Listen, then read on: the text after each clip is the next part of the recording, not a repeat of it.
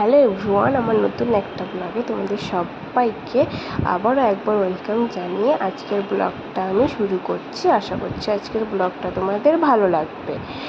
তো এই দেখো, সকালবেলা উঠে আমি স্নান করে রেডি হয়ে তো তারামায়ের কাছে পুজো দেবো বলে আমরা চারজন যাচ্ছি।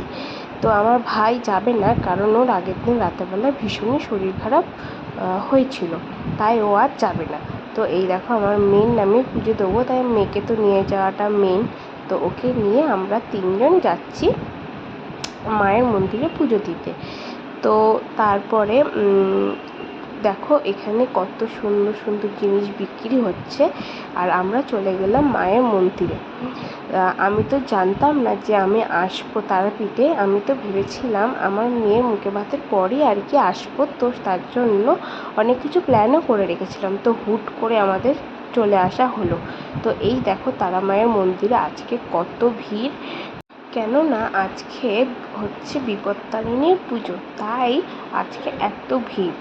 তো তাই জন্য আমরা এখানে দাঁড়িয়ে আছি, আর আমার মেয়ে মায়ের কোলে দাঁড়িয়ে আছে। তো আমি তো ঢুকতে পারিনি, কারণ মেয়ে ভীষণ কাঁদছিল, তাই আমাকে আর মাকে হোটেলে চলে আসতে হয়েছিল। তো আমার বর মানে তোমাদের দাদা ভাই গিয়ে পুজোটা দিয়ে আসলো। আর এই দেখো, তোমাদের একটুখানি চারিপাশের মার্কেটটা ঘুরে দেখালাম। তো এখানে কত বড় একটা পদ্মফুলের মালা, আমার তো এটা ভীষণই পছন্দ হয়েছিল, আর কত সুন্দর সুন্দর ঠাকুরের ছবি ছিল। তো তারপরে আমরা হোটেলে এসে একটু চা আর বিস্কিট খেয়ে নিলাম।